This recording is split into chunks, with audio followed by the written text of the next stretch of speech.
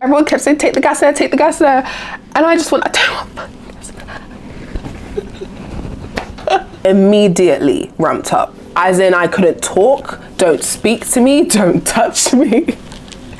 Don't touch me. Don't talk to me. I cannot talk to you. Ask me the question when it's done, okay? She just kept like, she was like, no, you're fine. She was like, you're fine. If you need like paracetamol, keep taking your paracetamol. I said, what's paracetamol?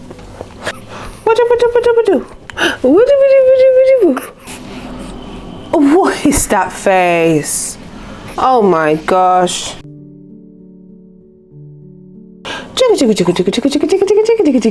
Is it bright? I'm sorry. We're right in front of the window, are we?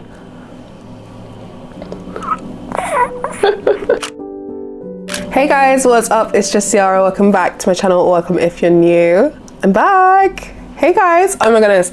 This is the first video back on my channel since having a baby. So happy new year. I hope you guys have a lovely new year. I hope you guys had a lovely Christmas. I'm so ready to tell you guys this story because it's been a whirlwind. I'm now nearly a month postpartum and I actually was going to take more time off. I might, who knows? I've got 2 videos filmed already for you guys to go live, so I'm not away for too long. I have been posting on other platforms, which I'm sorry, I know I left you guys out. You guys know I love my YouTube family, but short form content has just been so much easier for me, and I hope you can understand why. I have a whole newborn and a 3-year-old.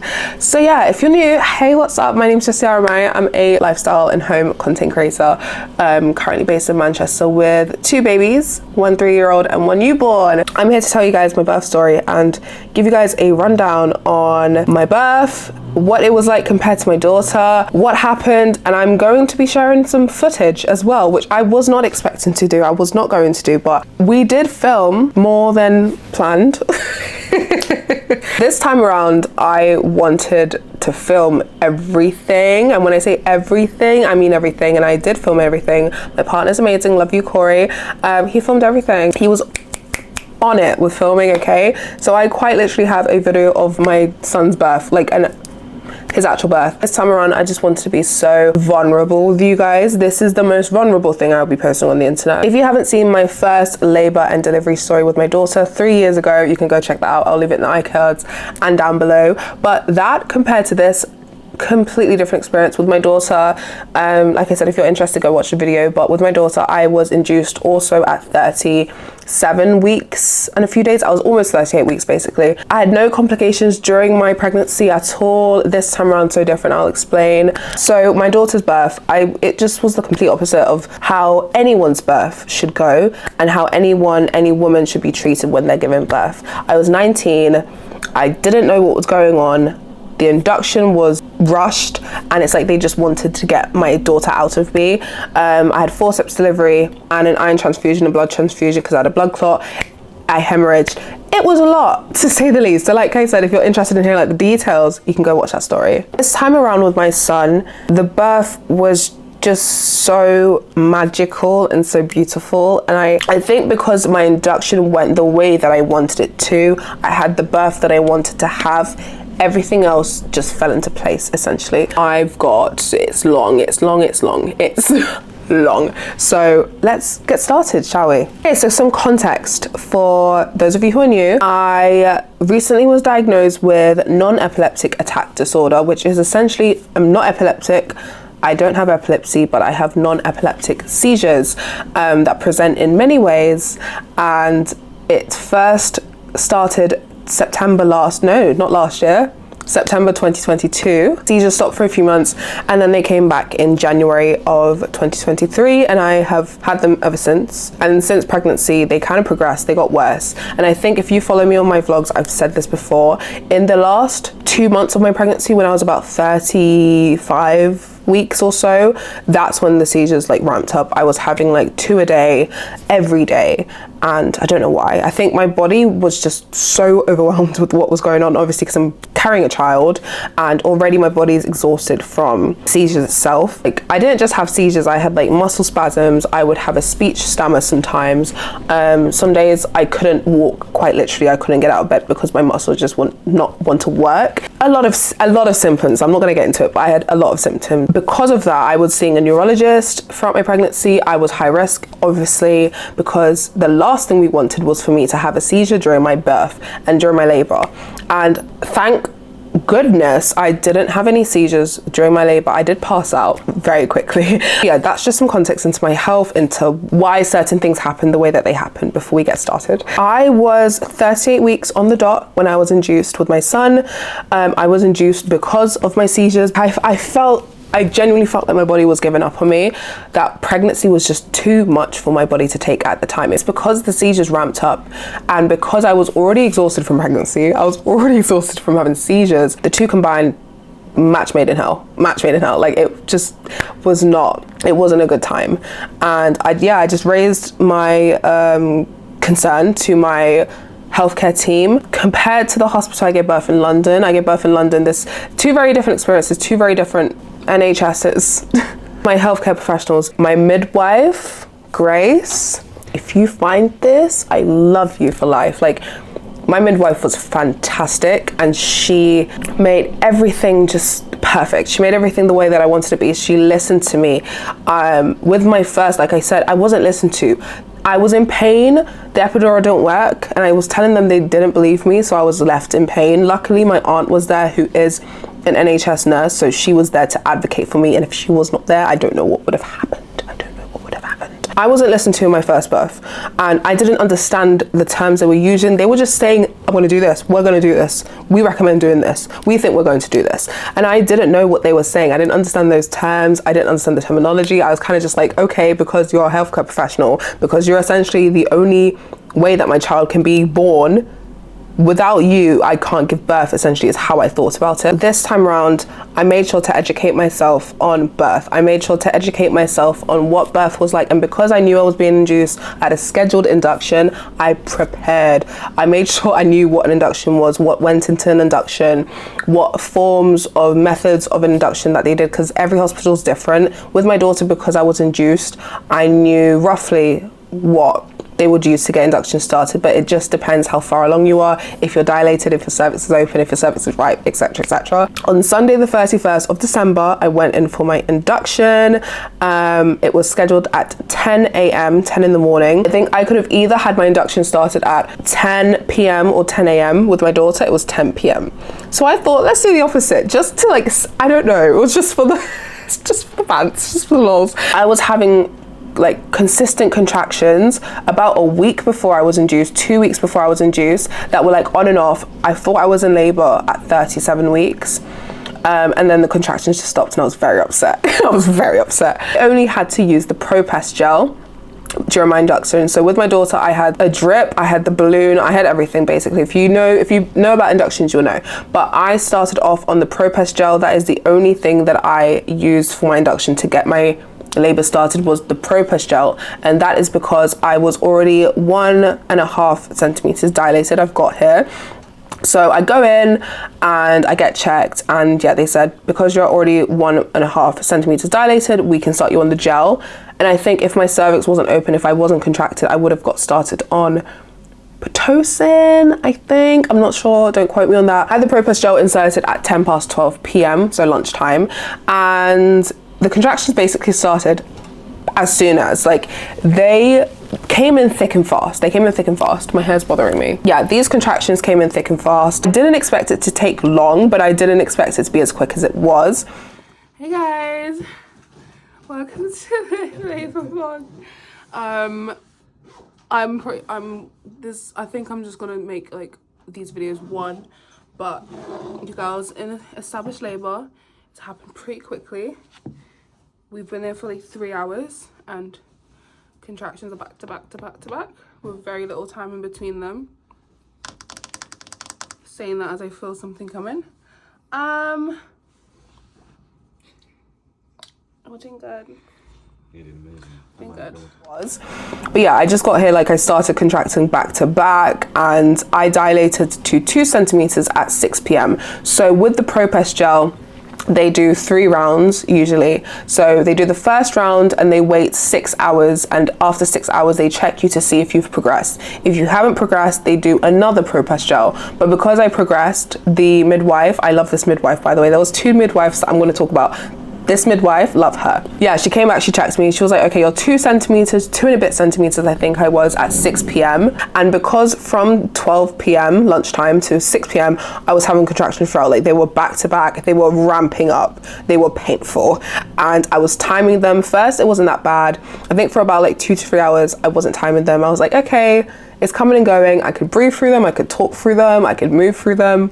And because I was experiencing contractions before this, I already prepared myself. I already prepared myself for the pain, and I already kind of was used to contractions, so I knew how to cope with them. Yeah, she checked me, she was like, you don't need another ProPress gel, I'm just gonna leave you to progress, because she thought I was gonna progress quickly because of the pain level I was feeling.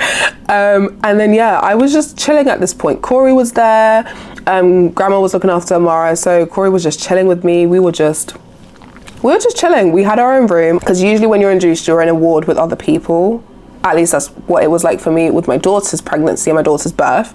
But this time around I had my own room, which I was so happy about because I got to decorate it. Like, I put up fairy lights and I played music, and yeah, me and my partner Corey were just chilling. Then at 9-10 p.m. my midwife went, obviously because they had the handover, so I had a second midwife. The second midwife checked me and I was 2.5 centimeters. At 6 p.m. I was 2 centimeters, and at 9:30 I was 2.5 centimeters. So I thought I was going to progress much quicker. So when she said 2.5, I was kind of like, damn, like I was like pretty sure I'm more than that. Because of the contractions, they were ramping up. They were getting very painful at this point. I really thought I was at least 4 centimeters dilated, but I was 2.5. So that was fine. When the contractions happened, I did not want to sit. I didn't want to rest. I didn't want to sleep. I didn't want to nap. I didn't even want to put my head on the pillow. I didn't want to lay on the bed.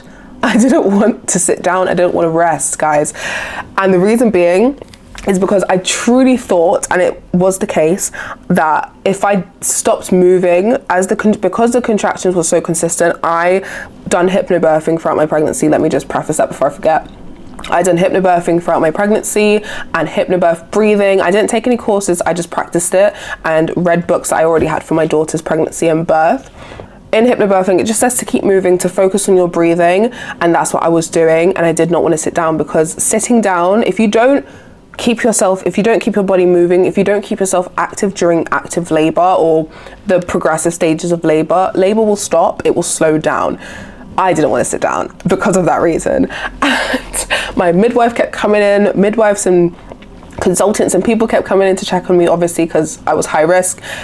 Corey kept telling me, you need to rest, you need to nap, because like obviously when I get to the actual birth part, when I push him out, I need the energy. So everyone wanted me to sleep, and I know that would have been the best thing, but I didn't want to. So I kept moving. I didn't want to sit down because I knew it would slow down.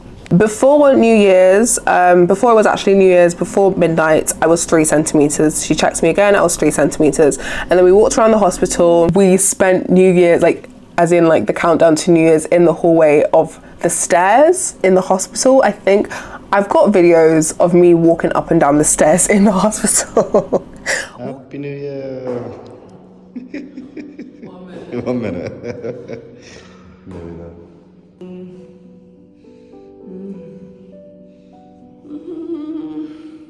Happy New Year. Happy New Year. Walking up and down the stairs in the hospital, trying to keep these contractions thick and fast, okay? And we looked crazy, but it worked. It worked until I sat down. But yeah, that's how we spent our New Year. So at 12 a.m. I was 3 centimeters, and then we walked around the hospital for a little bit, and I took a small nap, which I didn't want to do, but I took a small nap. And at 3:45 a.m. I was still 3 centimeters. So from 12 a.m. to nearly 4 a.m. I was still 3 centimeters. That made me mad. I was very upset, okay? I'm not even gonna sit here and lie, I was very upset. It's like nearly 5 in the morning. I am 3 centimeters dilated.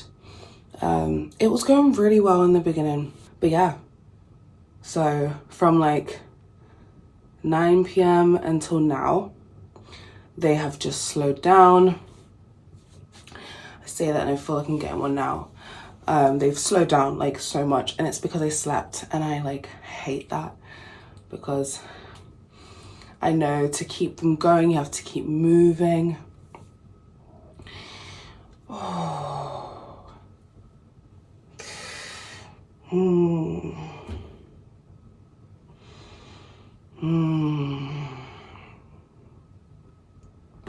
To keep them going, you have to keep moving and keep yourself upright. So me and Corey were just walking around the hospital. We done like walked on the stairs, as you guys saw. Happy New Year. We said Happy New Year on the stairs. It was very funny. Corey's sleeping now because it's 5 in the morning. I slept, but like on and off. I'm not really tired. I just want to get things moving because I'm 3 centimeters still. She checked me again after 4 hours and I was still 3 centimeters, but that's because I slept and I didn't move. So I've been up for like 2.5 hours now, just moving, walking, bouncing, stretching, squatting, doing everything, because I have to be 4 or 5 centimeters to go down to the delivery ward to have my waters broken. So that's what we're working up to. And I can't lie, it's a big mental game, but I've been coping so much better than I thought I would. Like, my breathing is like, I'm very proud of myself. They are very painful. Like I said, like it happened very fast. But now, because I fell asleep and because I wasn't moving, they slowed down, so they're not as consistent. I don't even know how frequent they are. But we need to get back into it. Like I said, it's 5. And I'm just gonna keep moving. I was progressing quite quickly, and the contractions, like I said, were getting thick and fast. They were getting more painful, which wasn't nice for me because I didn't have pain relief at this point. I could have had gas and air, but I refused gas and air because I didn't like gas and air with my daughter. I didn't really want to try it now until I was in like active labor. But anyway, 3:45, I was still 3 centimeters. I was very upset. My midwife, at this point, this was the second midwife, and I was told by my first midwife, who checked me initially, who said I didn't need the second Propest gel. She said once I get to 3 centimeters, I can move down to the labor and delivery ward, which I was like, great, I'm 3 centimeters, what's going on? Little did I know I was next to go down, but I didn't know that. I just thought I was just waiting to go down. But they didn't tell me that. But the second midwife, this one who checked me in the night at 3 in the morning, she said, no, you need to be like 5 centimeters and I just want you to progress on your own. She just kept like, she was like, no, you're fine. She was like, you're fine. If you need like paracetamol, keep taking your paracetamol. I said, what's paracetamol? Sorry, I love the healthcare professionals at the hospital that I gave birth at, but paracetamol does absolute zilch when you're in labor. I'm sorry, it does nothing. At least for me, it did nothing. So yeah, essentially throughout the day from like 4 a.m. until 2 p.m, I just spent the day walking about. I spent the day bouncing on the ball, moving, swaying. I was doing everything in my power essentially to progress. So yeah, I spent the day walking around the hospital, bounced on the ball. I didn't sit down because I didn't want the contractions to stop, because at that point when they stopped, before I said I'm not sitting back down, I was just waiting to get to labor and delivery basically. At this point, it was like 2:30 on the 1st of January. I had a sweep. You know when you hear women who's like 39, 40 weeks, 41 weeks, they say they go into their midwife appointment, they have a sweep. Why do you not emphasize that more? I'm sorry, I don't want to put my fears onto you, especially if you're pregnant. I knew people had sweeps. I asked for the sweep. I asked for it. Corey even suggested, it was like, why don't you have a sweep to see if, you know, they can help, if it can help you progress more? And I said, yeah, sure. Thinking it would just be like a normal internal exam. No, sorry. The sweep was so painful. Like like I said, I don't want to project my fears onto you. If you're pregnant, if you're gonna have a sweep, if you have a sweep due, I don't want to put my fears onto you, babe, but the sweep hurt me. I don't know if that's because I was 3 centimeters dilated, but I think that's because my cervix was still long and thick. I don't remember. I don't think my body was ready for the sweep essentially. So it hurt. I was on that bed gripping onto the sheets, clenching my fist and biting my tongue. Like, Corey was watching me, his face, he looked so uncomfortable, poor thing. She basically stretched me from 3 centimeters to 4 centimeters, which, good, I was 4 centimeters now, I was happy, but in the moment I wasn't happy because it was very painful. Anyway, yeah, so I spent the rest of the day from 2:30 p.m. to 8 p.m. just laboring. The contractions at this point were on and off. They weren't consistent. I was just chilling at this point. I wasn't in pain. Well, I was in pain, but I wasn't in that much pain as I was the day before when I was first induced, when I had the Propus gel and everything. And then finally at 8:40 p.m. on January the 1st, on Monday, I went to the labor and delivery room. I was so ecstatic. At this point, my partner left. He took the car back home to put my daughter to bed because she does not let anyone else put her to bed. Grandma, no. Me, no. She couldn't let anyone else put her to bed. So he went home to put her to bed. I knew as soon as he left, I'd be going down to labor and delivery, and that's what happened. But he made it. Nothing happened. Things at this point got very chaotic, as you'll hear. But yeah, as soon as he left, about like 20 minutes after he left, I took a nap, I went to sleep. I said, you know what, I'm going to labor and delivery soon, I'll be fine. So I just went to sleep and they woke me up. The midwife came in my room, my midwife who gave birth to Arlo, who I love so much, she woke me up.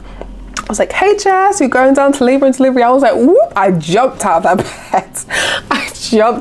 bed. I started packing up my fairy lights, packed up all my snacks, all my bags. We moved down to the labor and delivery ward. I had a nice big room and my midwife was like, okay, we're gonna set up to break your water. We're gonna do like the normal checks, like the heart monitoring for baby, temperature check and blood pressure. So she was like, go take a shower. And I was like, okay. Wasn't gonna take a shower, by the way. I wasn't gonna take one until after birth, but she was like, go take a shower, like it's gonna be your last shower before we sit down and have baby. And I was like, okay, sure. So she left me to it. I played some music. It was so nice, actually. After many hours, we are finally in the labor and delivery room. Many hours, but we're here. So I want to set up the room. I want to make it nice and cute. We've got baby bed over here. My midwife's so lovely, so funny. Corey's on his way back. Let's get the room set up. Yeah, so Corey got there, he set up the fairy lights and everything, and then I'm so happy she did this because, like I said, with my daughter, no one explained anything. I didn't sit down and have a birth preference or birth plan. Like, I didn't. I just had an idea of the birth I wanted, and none of that happened. No one even sat down to speak about what I wanted in my birth, how I wanted things to be, the environment that I wanted. I didn't even think about those things. This time around, I really, like the week before, I had an appointment with my midwife to go through everything, and I'm so happy I did. So like I said, please educate yourself. Think about the birth that you want to have, and don't think of it as a birth plan, because birth, there's no plan. You can't plan for birth. You can only have preferences. So please create a birth preference list. I can show you guys mine in another video if you're interested. But I had a birth preference list of the environment that I wanted. I wanted low light because with my seizures and everything, my eyes are so sensitive, so I can't look at bright light and it just gives me migraine. So I wanted low light. I wanted a quiet environment. I wanted positive language used only. I wanted music, like I put spa music on. I didn't have a labor playlist. Well, I did, but I didn't play it. I listened to it during labor, like when I was in the induction room, but not during labor, not during birth. I listened to like yoga, meditation music, which actually was really nice. It felt like I was in a spa. I'm very happy. At this point, Corey came, we were all sat down in a little circle, and my midwife was like, let me look at your birth preferences. She went through everything and she went through like what was realistic and what wasn't realistic. Because I had seizures and I was induced, baby had to be monitored. He had to be monitored consistently. I had to have continuous monitoring, so I was fine with that. Things like that I wasn't bothered because I have seizures, so I knew some things were just not realistic. But she did make sure that my environment was quiet, that people explained things to me, because with my daughter, like I said, people just done things. They just did things. I wasn't consented with anything. It was only until I had my forceps delivery where they basically shoved the paper in my face to sign. He didn't read anything, he didn't explain anything. I just had to sign a paper. Didn't know what was on the paper, but I signed the paper. She made sure that people explained the procedures, people explained medication that they were giving me, why I was having it, asked me if I even wanted it, because I could have said no.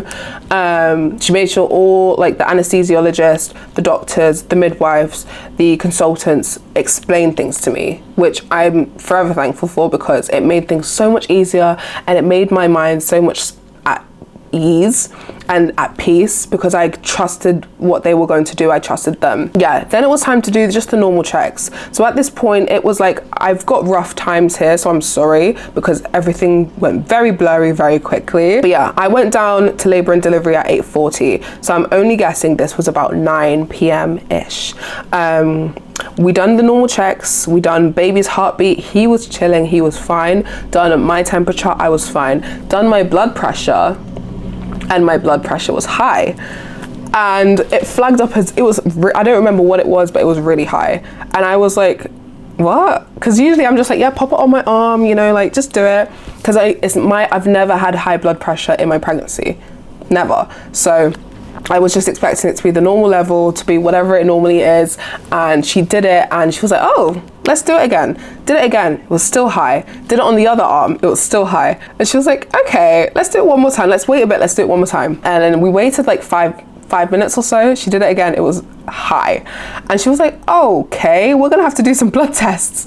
Like I said, at this point it was like 9, and I don't think I had my waters broken until midnight because of my high blood pressure. I had blood tests done, doctors came in, because I think they thought I had preeclampsia. I'm pretty sure I didn't have preeclampsia, but I'm pretty sure they thought I did, or an infection of some sort. I'm not sure. I don't even know what it was. I'm pretty sure it's on my birth papers, but I'm not sure what it was. Yeah, so I just had lots of tests basically. Like I had to do the blood test. It took like an hour or two for the blood test results to come back. I'm again not sure what it was. Don't remember. They said something, I don't remember. At this point my contractions were very like random, very sporadic. They weren't consistent. I was 4 centimeters, like I said, at this point. Yeah, so at 12:30 in the morning my waters were broken and she stretched me to 5 centimeters. So at this point I was 5 centimeters. This stretch and sweep didn't hurt. I think it's because my cervix was much more prepared for what was going on. And yeah, I was put on a drip, I was put on the hormone drip to help contractions progress in small amounts. So they didn't want to just do everything. I think the main thing I said to them was I didn't want things, I didn't want it to be rushed, because my birth with my daughter was rushed. Yeah, anyway, I didn't want it to be rushed. I said, like, if you're doing things, if you're putting me on a drip, if you need to do Pitocin, if you need to do like more things to help me progress, do it in small amounts, don't rush it, is what I said to them, and they listened, and I'm very happy that they did. Yeah, so after she gave me the IV, I was put on the IV. I wanted to stand up at this point because I think at this point I was in the bed, and the one thing I didn't really want was to give birth on my back, stirrups, legs up, the whole thing, but I think I did, but that's for reasons we'll get into in a bit. But yeah, I wanted to go on the ball, so I went on the birthing ball. And because I had IVs and everything, and I was attached to a lot of wires, I couldn't go too far from the bed because we had to bring the whole machine, basically the whole bed with us. Every time I wanted to go to the bathroom, I had to bring the whole machine with us. I was on the ball, bouncing on the ball, and about 50 minutes passed. The contractions weren't going anywhere. They were painful, but they weren't as consistent as we needed them to be to get labor to progress. And then she was like, okay, we're gonna amp up the IV now. And I said, fine. I was like, cool, because I want these contractions to progress. I want to have him. And oh gosh. And as soon as she turned up, I saw the level go from like 0.55. I don't know why that number's in my head.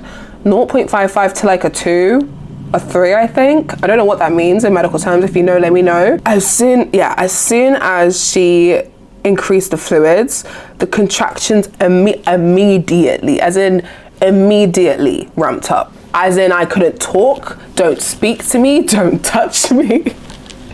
Don't touch me. Don't talk to me. I cannot talk to you. Ask me the question when it's done, okay? It was game over. It was game over. It was game over.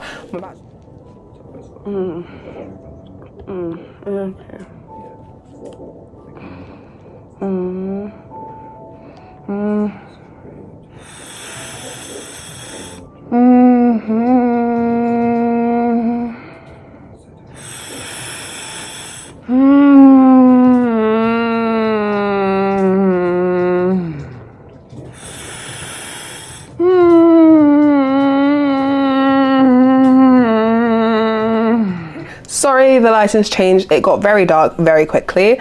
Where was I? Yeah, so like the contractions just breathtaking. Like quite literally breathtaking, okay? I got here at 2:15 a.m. Contractions, that's all I put, contractions.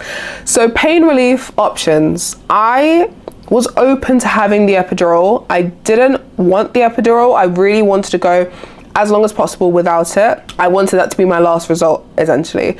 With my daughter, I had the epidural. I very much was open to the epidural. Took the epidural. It didn't work for me. I wasn't against the epidural. I wasn't like, no, don't give it to me at all, out of like no circumstances, don't give it to me. I was very much open to it because I know how much it can help. With my daughter, it didn't work. It didn't work. So I very much endured labor pain until the forceps delivery. I actually was going to have ᴍᴏʀᴇ. ᴍᴏʀᴇ is like morphine, but you can move around. You press a button and it administrates the anesthetic. I don't know what it is. It gives the medicine when you need it, basically, but it's not as strong as the epidural, where it numbs you completely. And that's what I was going to have to get me through, basically. Long story short, didn't happen, did it? It didn't happen. So yeah, ᴍᴏʀᴇ I was going to have. Everything went from 0 to 100 so quick, like so quickly. And I pretty much from this point had quite a lot of people in my room, which I'm happy about. And I was right next to, like, my room that I was in to give birth in was right down the hall, I think right opposite the consultant's room, with the anesthesiologist, with the consultants, with everyone who you needed for birth, which I'm forever thankful for. If I had a normal pregnancy, if I wasn't high risk, if I was low risk, I don't think I would have got the epidural as fast as I did, and I don't think things would have happened as fast as they did because of my seizures and everything. They just didn't want me to have a seizure, so I was placed in the best place possible with all the healthcare professionals that I needed, so I'm forever thankful about that. So yeah, I took ⴍᴘ at this point. Like I said, I didn't like I still didn't like ⴍᴘ. ⴍᴘ was not for me. With my daughter, I hated it. It made me feel so out of it and so out of control and sick. I didn't like it. So this time around, everyone kept pushing me to get ⴍᴘ. My midwife was like, just give it a go, give it a go. Corey was like, give it a go. And I was like, okay. And in the beginning, actually, like a few hours before the contractions ramped up, I took ⴍᴘ. I was liking it. I was like, okay, this is fine. But that's because the pain wasn't as bad as it got. And yeah, so at this point, everyone was like, take the ⴍᴘ. So I was taking the ⴍᴘ. I was on the ball at the end of the bed, basically, like hunched over, curled over. Corey was rubbing my back, and I had consultants in my room. I had the consultant in my room who was going to give me the ᴍᴏʀᴇ, and she was talking to me about it. And at this point, I kept taking the ⴍᴘ, and I think it got to a point, this bit's a bit blurry, that's why the rest of this information is from Corey because it just got very out of hand, out of control. From this point, I kept taking the ⴍᴘ. I remember I was taking the ⴍᴘ, everyone was annoying me at this point. Everyone was telling me to like take the ⴍᴘ, because I kept taking it and then I kept leaving it. And then when I wouldn't have the ⴍᴘ, I was kind of like, imagine I was on the ball. I was laying over the bed, like my face pressed against the bed. The ⴍᴘ is like over there because it's in my hand, but I don't want it near me because it got to the point I just felt like, and for some women, for some people, that's amazing and it works. It works. For me, I hated it because I felt tapped out. I felt out of control. I felt out of my body, and I felt like I wasn't handling it at all the way that I wanted to. So everyone kept saying, take the ⴍᴘ. And I just went, I don't want I just said, I don't want the ⴍᴘ. And I threw the ⴍᴘ onto my bed because the ⴍᴘ wasn't helping me, and I don't think people understood. Corey was the only one. My midwife, bless her heart, she really tried. Corey was the only one that said, yeah, I just remember hearing him like, she doesn't want the ⴍᴘ anymore. I was just so frustrated at that point because the contractions were unbearable. Like, they were unbearable, but I bared it. I bared it, okay? I felt like I wasn't in control of my breathing because of the ⴍᴘ. And the one thing with hypnobirthing, you need to breathe. breathe. If you're not breathing, this is why my birth went so beautifully, because I was so in tune with myself. I closed my eyes and I breathed in and out, in for 4, out for 8. And the one thing that got me through labor, was imagining that I was on a wave, that I was in. Does that make me sound? Let's just imagine I'm surfing. Sometimes you're surfing for longer, sometimes you're surfing for short. Does it? It might, but it worked. And it works. Like, I didn't think it was going to, but it worked. I was trying everything in my power to visualize something that would help me get through it. But the only thing that got me through it was when I breathed in, I imagined I was going up the wave. And when I breathed out, I got to the peak of the wave, which was the peak of the contraction, the worst of it. I'd hold my breath for a little bit and then I'd breathe out, and then the contraction was over. That's what I visualized as I was going through these contractions. As the contractions got more and more intense and like nail biting, fingernail pulling, hair pulling, that's what I visualized. And it really worked for me. So I do recommend it if you're gonna have baby soon. Please give it a go. It's not for everyone, but hypnobirthing was the one thing, it was the only thing that helped me during my labor and my birth. It saved me. It quite literally saved me. Anyway, at this point, like I said, didn't use the ᴏᴘᴇ anymore. I'm pretty sure I was probably at an 8 centimeter, because I went from 5 to 10 centimeters in like 3-4 hours, very quickly. So yeah, the anesthesiologist came in my room and the consultant was still in my room talking to me about ᴍᴏʀᴇ. She was like, Jess, do you want me to give you the ᴍᴏʀᴇ? I said, I don't want that. I said, what did I say? I need to get Corey to quote me. I think I said, I want the epidural. I said, no, get me the epidural. I'm pretty sure I said something along those lines. I was completely over at this point, and I kept saying to Corey after the anesthesiologist came that I couldn't do it. And that's the one thing I wish I didn't say to myself, because I was doing so well up until that point, and I just kept saying like I can't do it, because it got to the peak of the contraction and I really thought my body was going to give up on me. I'll speak about that a bit later on. But yeah, the anesthesiologist came in the room. He had a stammer, this anesthesiologist who was administering the epidural. He had a stammer, and I was very considerate, obviously. Up until that point I was very mean to everyone else, just like, I want the epidural. So he took his time to explain things to me. He took his time to explain things to Corey.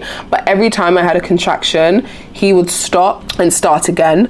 And I really wish he didn't. Because it made things so much longer. But like I said, I was completely considerate. I was completely understanding. And I'm really happy that he was patient with me. After every contraction, like, he would stop. He would let me have the contraction. He would continue. He was asking me certain questions. I'm so happy Corey advocated for me. Like, get yourself a birth partner who knows your birth preferences. First of all, make sure your partner, your mum, your sister, your partner, your boyfriend, your husband, whoever it is who's going to be there when you give birth, make sure they know your birth preferences. Make sure they know what you want for your birth, because they can speak for you. You're not going to be able to speak to everyone throughout your whole labor. Anesthesiologist explained everything, consented to everything, and then it was time to actually get the anesthetic in my back to get the epidural. Obviously you have to hunch over, you got curl into a ball. And I remember this with my daughter being a breeze. It was very easy for me to have the epidural with my daughter's birth and pregnancy. This time around, it was so hard to get the epidural. Like, I couldn't stay still because these contractions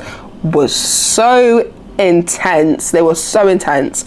And Arlo, my son, his foot was in my rib. So where I was hunched, I was pressing into it. Corey's in front of me. I'm hugging Corey, clawing onto him. Essentially, long story short, the epidural didn't work. Like, I could still feel everything. I didn't even explain. I passed out. So at the point, when I was on the bouncing ball, before I had the epidural, when I threw the ᴏᴘᴇ, I passed out. I don't know what happened. I don't know what happened. Corey said he just saw me lower my head onto the bed and kind of go limp. And I think he said everyone thought I was just coping with the pain. Corey was like, she's passed out. She's passed out. And I came to very quickly. But that was the only like scare that I had. I didn't have any seizures in my labor or birth. Thank goodness for that. I don't know how, because my body was going through it. After I had the epidural, you have to wait a bit for it to work, for it to kick in. As soon as he did it, I was like, when is it gonna work? Because I knew I was so close, because the pressure I was feeling is on top of the contractions. I thought I was gonna push by the time I had the epidural, and that's essentially what happened. But yeah, I laid back in the bed, because with an epidural you can't walk, you can't stand up or anything. So I laid back in the bed, and I was at this point just breathing through the contractions, and they were the longest 20 minutes of my life. The longest 20 minutes, it felt like 2 hours, okay? At this point, I think my breathing turned into moaning, turned into groaning, turned into just like I was just moaning through it.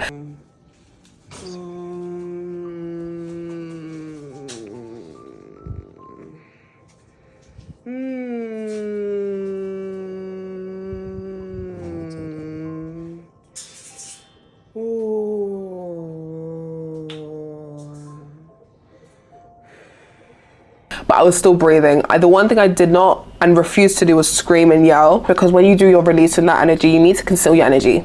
You really do, and it's hard. So I can't just say that. And I can't say it was easy for me. It was not. It was very hard to not yell and to not scream. Anyway, after 45 minutes of receiving the epidural, I still didn't feel anything. If anything, it felt worse. And on top of that, I started to feel pressure. And the anesthesiologist came back, and I think everyone started to question if I actually was feeling pressure or if I was just feeling the contraction pain. Because I've been pregnant before, I knew the difference, okay? I knew the difference. I felt pressure and I felt pain. So I felt the contractions, but I also felt heavy down there. Like I felt like I needed to push. Administered more of the epidural, and luckily for me, it slowly started to work. But by the time it kicked in, I was pushing, which I guess you could say was the best timing, because pushing is a whole other story, okay? It's a whole other story. But it kicked in at the best part. It kicked in at the best point. But I wish I had the epidural when I was at 5 centimeters instead of 10.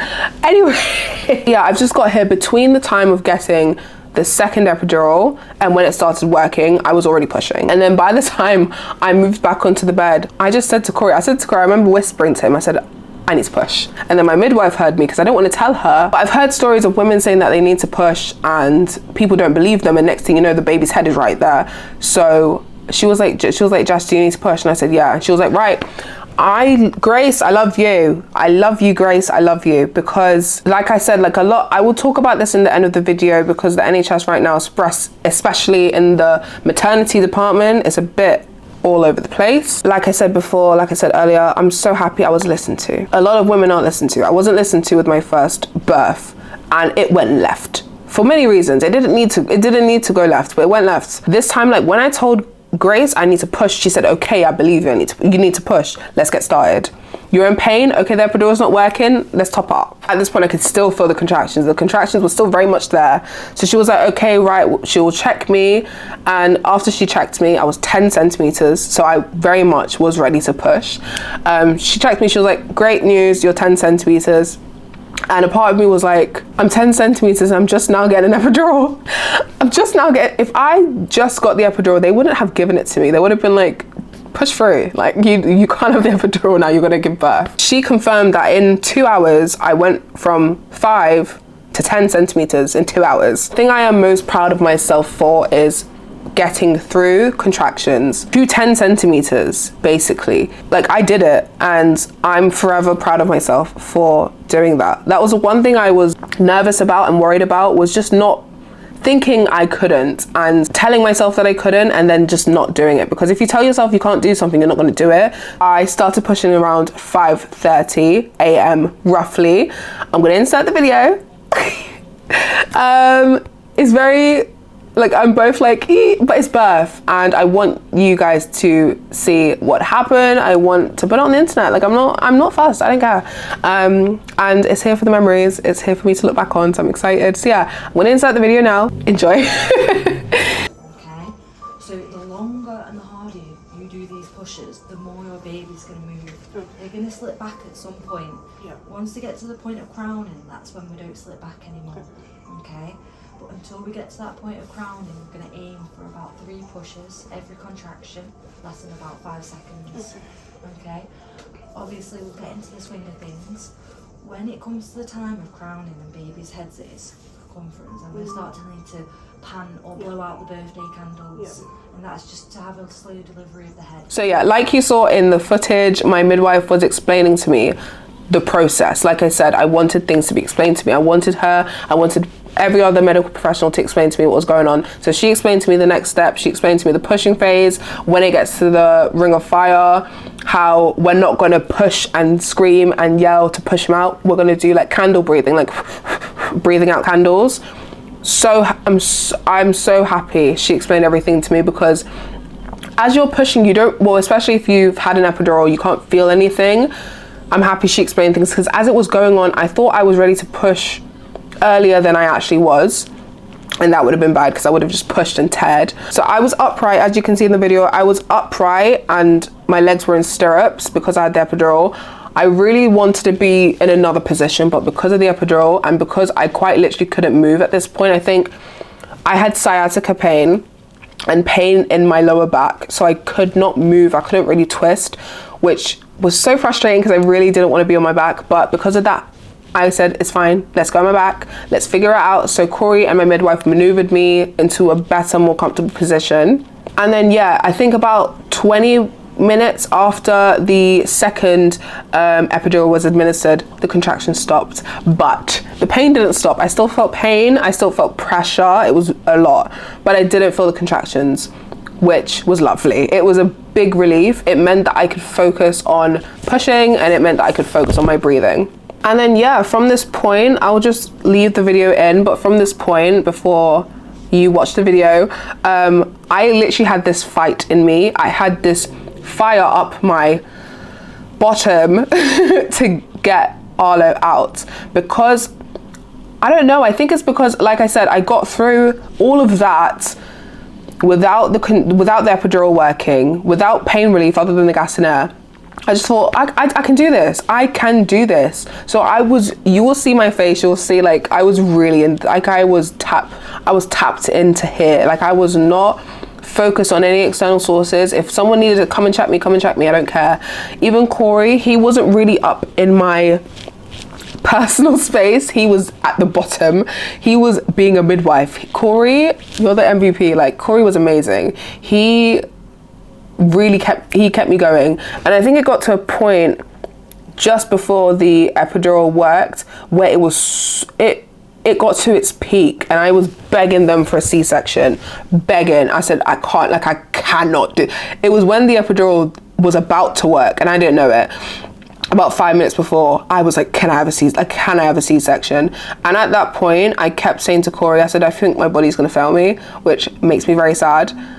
I think my body's gonna fail me. I think if I close my eyes, because I think you'll see in the video, I don't know if you got it, but I kept closing my eyes, or kept like almost closing my eyes, then waking up, closing my eyes, waking up. Because in my mind, if I closed my eyes, I didn't think I was gonna wake up. It's such a horrible thing to say, but I really didn't. I did not think I was gonna wake up. And I kept saying that to Corey, and he was like, no, Jess, if you need to close your eyes, you can close your eyes. You're in the best place possible. You're in a safe environment. I'm here. Grace is here. We got professional down literally opposite if anything happened to me. And that was very reassuring, because I already knew that, but that was reassuring to hear. So I pushed through the 5 minutes of those contractions that were back to back to back. And I pushed and I pushed and I pushed and I pushed for 45 minutes, I think. I don't have any more notes here, but I think I pushed for 45 minutes because he was born at 6:20 a.m. Yeah, Arlo was born at 6:20 on January the 2nd, 2024, weighing 7 pounds, 3 ounces. And my reaction after he was born is the funniest thing, because you know you're gonna have a baby, like you know the baby's real, you've seen the scans, you've heard their heartbeat, but it's not real until they're there. It's not real until they're there. With my daughter, it was very much like she was put onto my chest and I was like, oh my gosh. But this time round, it was so different. Like they pulled him out, I pulled him up onto me, and I just kept saying, I don't know what I said. I think I was like, oh my God, he's real. Oh my God, I can't believe we're real. Oh my God, oh my God, oh my God, oh my God. I just kept saying, oh my God, because I don't know why, I just didn't think he was real. I don't know what I expected. I I don't know what I expected, but I didn't expect Arlo, and my reaction's very funny. I'm gonna let you guys watch the video and I'm gonna stop talking. Well done, you got another one? Let's go, let's go. You got it, baby. Let's go, let's not let this little man slip back.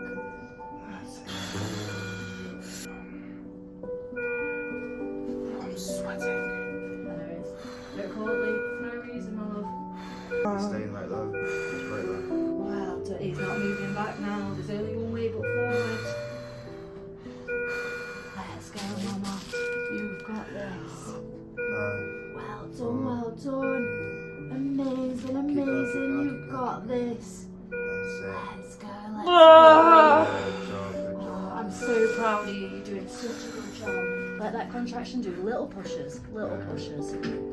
Little pushes. Well done. Very little pushes. Very little pushes. Amazing. Nice and slow delivery. You've got this. You're gonna have your little man very soon, okay? Little pushes.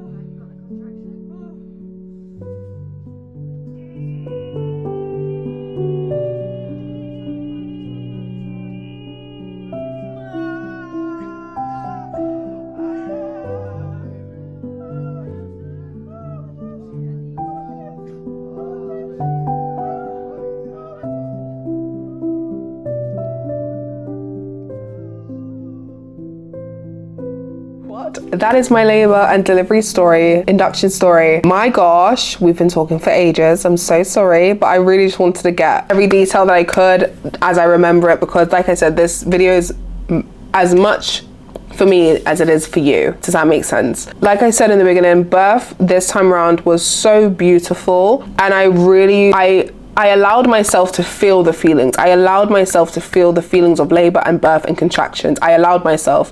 Before I didn't allow myself, and I was so tense. This time I really surrendered to the pain. I really surrendered to the contractions. I surrendered to birth. Like you just have to, because your baby's not gonna come out any other way. Like you're gonna do it regardless. And I kept that mindset as the contractions were coming thick and fast, and that's what got me through.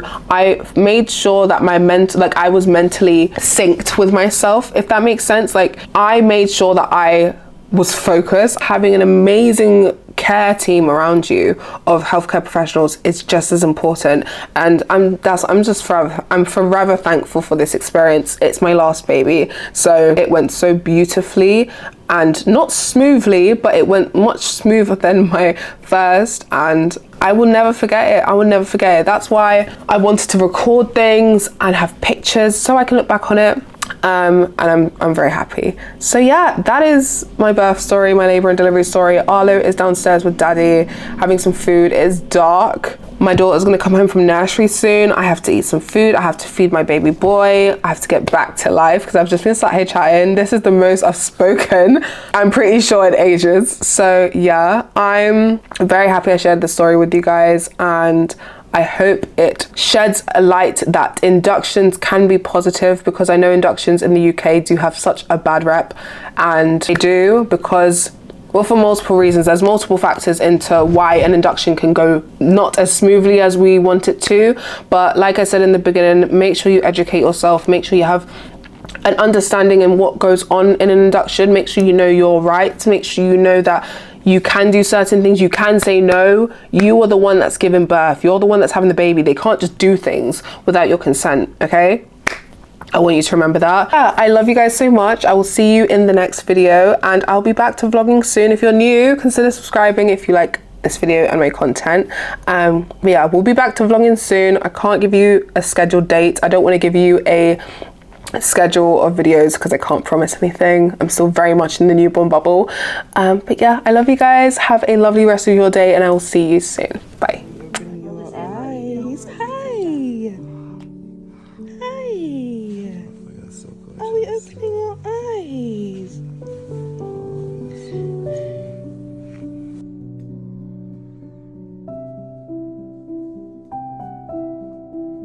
What's going on?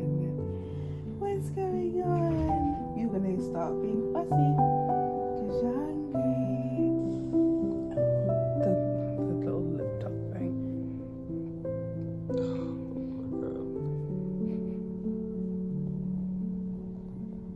Good.